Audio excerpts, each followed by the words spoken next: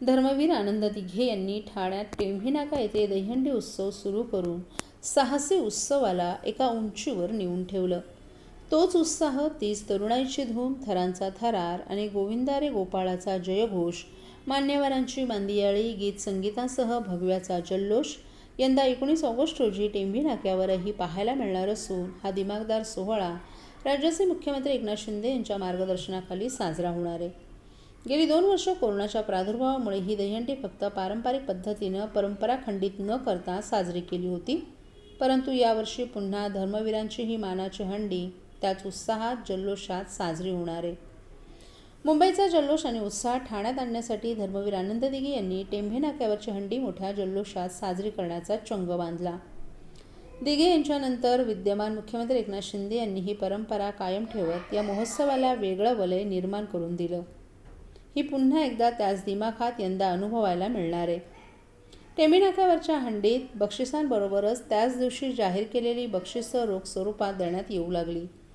खास मराठमोळा साज, दिमाखदार सोहळा आणि आकर्षक बक्षिसं यामुळे ठाण्यातील ही परंपरा असलेली ठाण्याची मानाची हंडी म्हणून ओळखली जाते. हा दिमाखदार सोहळा साजरा करताना ठाणे आणि मुंबईतील गोविंदा पथकांकरिता प्रत्येकी रोख बक्षीस आणि आकर्षक चषक देण्यात येणार आहे. या हंडीसाठी जाहीर करण्यात आलेले बक्षीस हे मानवी शक्ती असलेल्या थरांकरता आहे. दहीहंडी हा पारंपरिक उत्सव असला तरी तो एक साहसी खेळ आहे. त्यामुळे या उत्सवाला साहसी खेळाचा दर्जा मिळावा यासाठी प्रयत्न करणार असल्याचं खासदार डॉ. श्रीकांत शिंदे यांनी यावेळी नमूद केलं. या दहीहंडी महोत्सवात मुंबई आणि ठाण्यातील गोविंदांसाठी वेगवेगळे हंडी लावण्यात येणार आहे. मुंबईतील गोविंदा पथकांसाठी आणि ठाण्यातील गोविंदा पथकांसाठी प्रत्येकी 2,51,000 रुपयांचं पारितोषिक सन्मानचिन्ह देण्यात येणार आहे. तर महिला गोविंदा पथकांसाठी 1,00,000 रुपयांचं पारितोषिक ठेवण्यात आले. तर 7 थर लावणाऱ्या गोविंदा पथकांसाठी 12,000, 6 थरांसाठी 8,000, 5 थरांसाठी 6,000, तर 4 थर लावणाऱ्या गोविंदा पथकांसाठी 5,000 रुपयांचं पारितोषिक ठेवण्यात आले. दहीहंडी फोडणाऱ्या गोविंदांच्या सुरक्षेसाठी रॅपलिंगसाठी असणारे दोरखंड वापरण्यात येणार असल्याची माहिती शिवसेना ठाणे जिल्हा प्रमुख नरेश मस्के यांनी दिली आहे. या दहीहंडी उत्सवात नामवंत गायक तसंच चित्रपटसृष्टीतील नामवंत कलाकारांचा नृत्य आणि संगीतमय जल्लोष होणार आहे. तसंच सुप्रसिद्ध मराठी आणि हिंदी चित्रपट तसंच मालिकांमधील सुप्रसिद्ध नायक नायिकाही उपस्थित राहणार आहेत. महाराष्ट्राच्या लोककलेचा नृत्याविष्कार सुप्रसिद्ध लावणी सम्राज्ञी आपल्या आकर्षक नृत्यानं प्रेक्षकांचं मनोरंजन तसंच या उत्सवात आपल्या सुमधुर आणि जल्लोषमय गाण्यांनी येणाऱ्या गोविंदांना बेधुंद करणार आहेत. त्याचबरोबर उत्तम असा साऊंड तसंच नेत्रदीपक रोषणाई या कार्यक्रमाची शोभा वाढवणार असल्याची माहिती यावेळी देण्यात आली.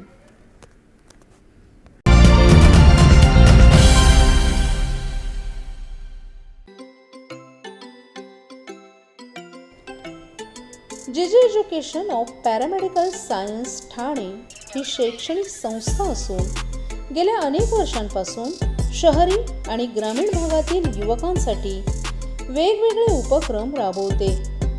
या संस्थेला paramedical training organisation of India नवी दिल्ली यांची मान्यता असून गोरगरीब विद्यार्थ्यांना 10वी नंतर पॅरामेडिकलद्वारे तज्ज्ञ डॉक्टरांचे सहयोगी म्हणून डिप्लोमा दिला जातो. तसंच गरिबांसाठी महाराष्ट्र शासनाच्या आणि केंद्र सरकारच्या विविध योजना, महिलांसाठी प्रशिक्षण, स्वयंरोजगार, अपंगांसाठी विविध शिबिरं, आरोग्याविषयी मोफत रोगनिदान शिबिरं, रक्तदान शिबिरे, लघु उद्योग प्रशिक्षण, शासकीय योजना युवा पिढीला प्रशिक्षित करून स्वबळावर उभं राहण्याची संधी प्राप्त करून देत आहे. हे एज्युकेशन संस्था आम्ही 2007ला सुरुवात केली. ह्या संस्थेमध्ये मेन उद्देश असा आहे की युवकांना रोजगार कसा उपलब्ध होईल आणि तो एकमेव उद्देश आम्ही धरून आम्ही हा एक प्रशिक्षण केंद्र सुरू केलं. याच्यामध्ये कमीत कमी समाजामधले 10वी किंवा 12वी विद्यार्थी हे हा कोर्स करून स्वतःच्या पायावरती उभं राहून एक रोजगार उपलब्ध करू शकतात. मग असं कोणतं फील्ड आहे की त्या फील्डला खरोखरच खूप मागणी आहे आणि ती मागणी म्हणजे आरोग्य डिपार्टमेंट. आरोग्य जर चांगलं असेल तर माणूस चांगल्या प्रकारे तो कार्य करू शकेल. मानसिकदृष्ट्या असेल, शारीरिकदृष्ट्या असेल, किंवा सोशलदृष्ट्या असेल, यासाठी महत्त्वाचं म्हणजे आरोग्य. त्याविषयी आम्ही जे हॉस्पिटल जे आहेत, त्या हॉस्पिटलमध्ये वेगवेगळे डिपार्टमेंट असतात. जसं पॅथॉलॉजी आहे, रेडिओग्राफी आहे, एक्सरे असेल, सिटी स्कॅन असेल, डायलिसिसचं डिपार्टमेंट असेल, OTचं डिपार्टमेंट असेल, डेंटलचं असेल किंवा ऑप्टोमेट्रीचं असेल. तर अशा डिपार्टमेंटमध्ये टेक्निशियनची आवश्यकता असते आणि यासाठी आम्ही हा 1 आणि 2 वर्षाचा प्रशिक्षण त्यांना डिप्लोमा सुरू केलेला आहे आणि आतापर्यंत अनेक विद्यार्थी यांना जॉबसुद्धा मिळालेला आहे आणि स्वतःच्या पायावरती ते आपला व्यवसाय सुरू करत आहे. तसं बघितलं तर BSc, MSc, D.Ed, B.Ed झालेले विद्यार्थी लाखोच्या संख्येने घरी बसलेले आहेत. कारण हेच आहे की त्यांना असा एक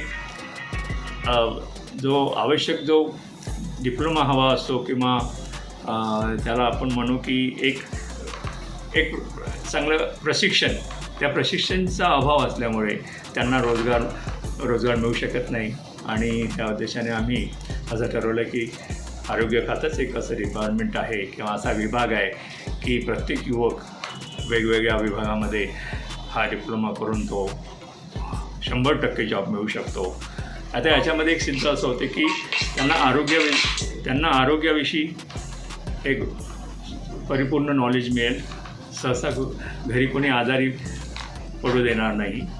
त्याच्या राहणीमानात खूप मोठा फरक पडेल आणि तो जेव्हा कामाला लागेल किंवा नोकरी करेल तर तो त्याचं मानसिकदृष्ट्या तो एक तणावमुक्त होईल, असा आमचा मेन उद्देश आहे.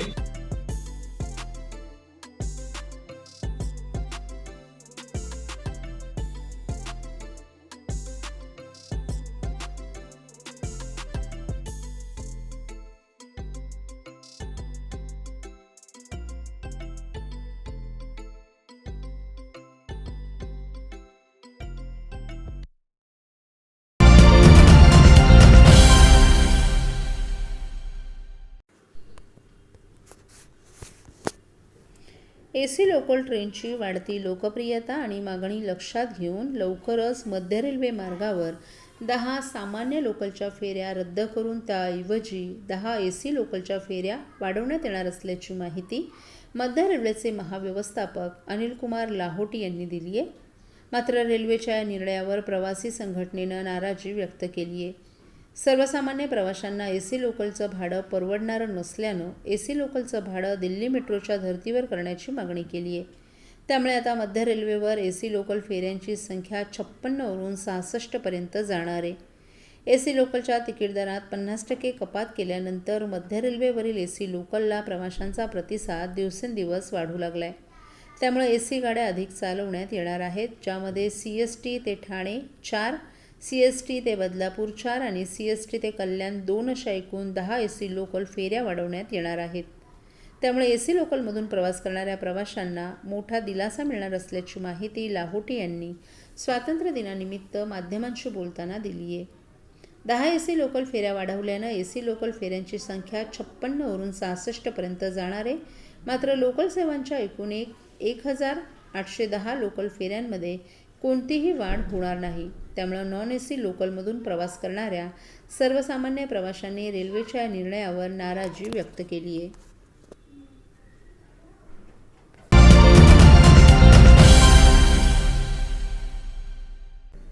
ठाण्याच्या राबोडी या मुस्लिम बहुल विभागात राष्ट्रवादी काँग्रेसचे प्रदेश सरचिटणीस तथा माजी नगरसेवक नजीब मुल्ला यांच्या वतीनं स्वातंत्र्याच्या अमृत महोत्सवानिमित्त तिरंगा रॅली काढण्यात आली.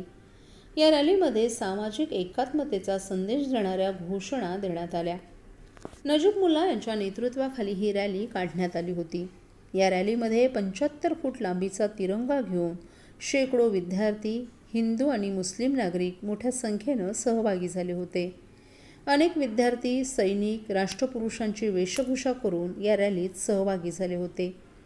मुस्लिम बहुल भागातील ही पहिलीच तिरंगा रॅली असूनही नागरिकांनी आपला प्रचंड सहभाग नोंदवला. यावेळी नजीब मुल्ला यांनी सामाजिक समतेचा संदेश देण्यासाठी ही रॅली आयोजित केली असल्याचं सांगितलं. स्वातंत्र्याचा अमृत महोत्सव साजरा होत असताना लहान मुलं आणि तरुणांना स्वातंत्र्य लढ्याचा इतिहास ज्ञात व्हावा या उद्देशानं ही रॅली आयोजित करण्यात आली होती. ही रॅली यशस्वी करण्यासाठी Rabodi friend circle, ideal school, Thane महानगरपालिका शाळा, फातिमा हायस्कूल या शाळेतील मुख्याध्यापक, शिक्षक आणि विद्यार्थी यांचा सिंहाचा वाटा असल्याचंही नजीब मुल्ला यांनी सांगितलं. सर्व माझे बांधवांना, या देशवासियांना 75 वर्षाच्या आपले स्वातंत्र्य दिनाचे मला सर्वांना शुभेच्छा. आज राबोडीतील तमाम पोलिसांचे सिनियर पी आय घाटेकर साहेब व त्यांच्या टीमच्या सहकार्याने सर्व शाळेचे, राबोडीतले 5ही शाळेतले विद्यार्थ्यांनी लेझिम, स्किट प्ले, वेगवेगळ्या वेशभूषामध्ये लोकांनी ही 75वी साजरी करण्यासाठी राबोडीतील मिरवणूक काढण्यात आलेली आहे. मी तमाम टीचर वर्गांचा, प्रिन्सिपल वर्गांचा, शाळेंचा आभारी आहे की आज 75वी साजरा करत असताना एक पूर्ण राबोडीमध्ये स्वातंत्र्य दिवसाचं एक आनंदमय वातावरण तयार केलेलं आहे. महत्त्वाची गोष्ट म्हणजे 75 फुटाचा झेंडा आपल्याला दिसतो. आमचे एक हिंद फॉर यूथ नावाची एक क्रांतीनगरची तरुणांची संस्था आहे. त्या तरुणांच्या संस्थांनी स्वतःहून 75वी स्वातंत्र्य दिनानिमित्त 75 फुटाचा झेंडा तयार केलेला तुम्ही मागे बघू शकता.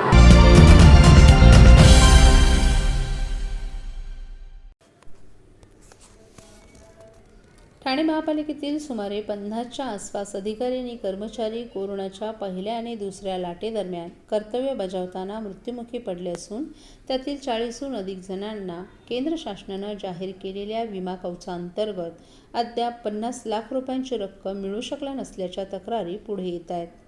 संबंधित कर्मचाऱ्याचा विमा कवच योजनेत समावेश करण्यासंबंधीचा प्रस्ताव पालिकेला राज्य शासनाच्या आरोग्य विभागाकडे पाठवण्यासाठी मुदत ठरवून दिली होती.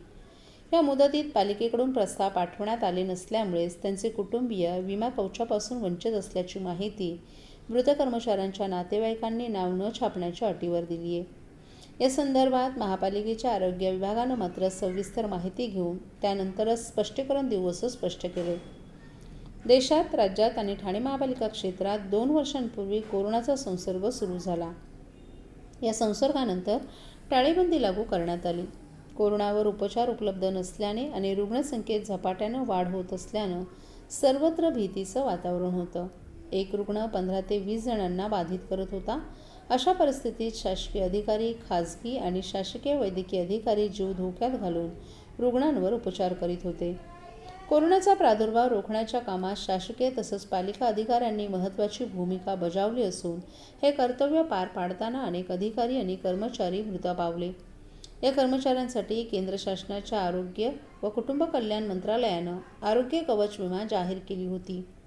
या योजनेत कोरोना काळात मृत पावलेल्या कर्मचाऱ्यांच्या कुटुंबियांना 50 लाख रुपयांची रक्कम देण्याचं घोषित करण्यात आलं होतं. या योजनेसाठी संबंधित शासकीय यंत्रणांना प्रस्ताव पाठवण्याचं आवाहन राज्य शासनाच्या आरोग्य विभागानं केलं होतं. प्रस्ताव पाठवण्यासाठी 30 मार्च 2020 ते 30 जून 2020 असा कालावधी देण्यात आला. त्यास मुदतवाढ देऊन ही मुदत 25 सप्टेंबर 2020 करण्यात आली होती. त्यानंतर 180 दिवसांची 4 वेळा मुदतवाढ देऊनही 18 एप्रिल 2022 पर्यंत प्रस्ताव पाठवण्यास अंतिम मुदत देण्यात आली. या मुदतीत पालिकेकडून प्रस्ताव पाठवण्यात आले नसल्यामुळेच मृत कर्मचाऱ्यांच्या कुटुंबियांना विमा कवचापासून वंचित असल्याची माहिती मृत कर्मचाऱ्यांच्या नातेवाईकांनी दिली आहे.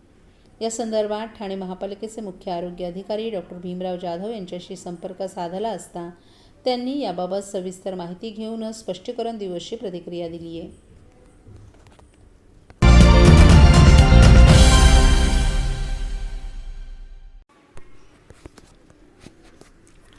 मराठी संस्कृती आणि सामाजिक बांधिलकी जपत दरवर्षीप्रमाणे यंदाही ठाण्यात स्वामी प्रतिष्ठानच्या वतीनं दहीहंडी उत्सव 2022चं आयोजन करण्यात आले. ठाणे भाजप प्रणित आयोजित सर्वात मोठा दहीहंडी उत्सव यावर्षी धुमधडाक्यात साजरा करण्यात येणार असून स्वामी प्रतिष्ठान यंदाच्या दहीहंडी उत्सवात एकूण 51 लाखांची बक्षिसं वितरित करणार आहे. याचबरोबर सामाजिक बांधिलकी जपण्यासाठी अमृत महोत्सवाच्या निमित्तानं स्वामी प्रतिष्ठानच्या माध्यमातून राज्यातील ग्रामीण भागातील 75,000 गरजू महिलांसाठी कॅन्सर तपासणी करण्याचा निर्धार प्रतिष्ठाननं केला आहे. ठाण्याचे सुपुत्र महाराष्ट्राचे मुख्यमंत्री एकनाथ शिंदे आणि मार्गदर्शक ज्येष्ठ नेते उपमुख्यमंत्री देवेंद्र फडणवीस या कार्यक्रमाचे उद्घाटक असणार आहेत. तसंच महाराष्ट्राचे विधानसभा अध्यक्ष राहुल नार्वेकर आणि भारतीय जनता पार्टीचे प्रदेशाध्यक्ष चंद्रशेखर बावनकुळे यांची प्रमुख उपस्थिती लक्षणीय असेल. या व्यतिरिक्त अनेक राजकीय नेते मंडळी, हिंदी आणि मराठी चित्रपटसृष्टीतील अनेक नामवंत कलाकारांची हजेरी ही असणार आहे. स्वामी प्रतिष्ठान एक बहुउद्देशीय सेवाभावी संस्था असून जिच्या मार्फत समाजातील विविध घटकांसाठी, विशेषतः गरजू लोकांसाठी कल्याणकारी योजना राबवत असल्याची माहिती स्वामी प्रतिष्ठानचे अध्यक्ष आणि दहीहंडीचे आयोजक शिवाजी पाटील यांनी एका पत्रकार परिषदेत दिली आहे. विविध घटकांसाठी, विशेषतः गरजू लोकांसाठी कल्याणकारी योजना राबवत 2018 आणि 2019 साली ठाण्यातील सर्वात मोठ्या दहीहंडी महोत्सवाचं यशस्वी आयोजन केल्याचंही त्यांनी सांगितलं. जवळपास 450 नोंदणीकृत गोविंदा मंडळांच्या 1 लाखाच्या वर गोविंदांनी स्वामी प्रतिष्ठानच्या दहीहंडी महोत्सवात सहभाग घेतला होता. या कार्यक्रमाच्या निधीतून कोल्हापूर जिल्ह्याच्या पूरग्रस्तांसाठी त्यांनी भरीव मदत केली. यावर्षी देखील काही नवीन उपक्रम हाती घेतले असून त्याचाच एक भाग म्हणून 75,000 गरजू महिलांसाठी कॅन्सर तपासणी करणार असल्याचं त्यांनी सांगितलं. दहीहंडी उत्सव म्हणजे महाराष्ट्रातील प्रत्येक बाळगोपाळांचा जीव की प्राण आहे. गोपालकाळाची हंडी फोडायला सर्व गोविंदा पथकं दरवर्षी मोठ्या जिद्दीनं सराव करतात. याच गोविंदा पथकांच्या मेहनतीचा सन्मान करणारं स्वामी प्रतिष्ठान करणार आहे. गेली 2 वर्ष कोरोना काळात हा महोत्सव साजरा करता आला नव्हता, परंतु यावर्षी ही उणीव भरून काढायला आम्ही सज्ज असल्याचं स्वामी प्रतिष्ठानचे अध्यक्ष शिवाजी पाटील यांनी सांगितलं.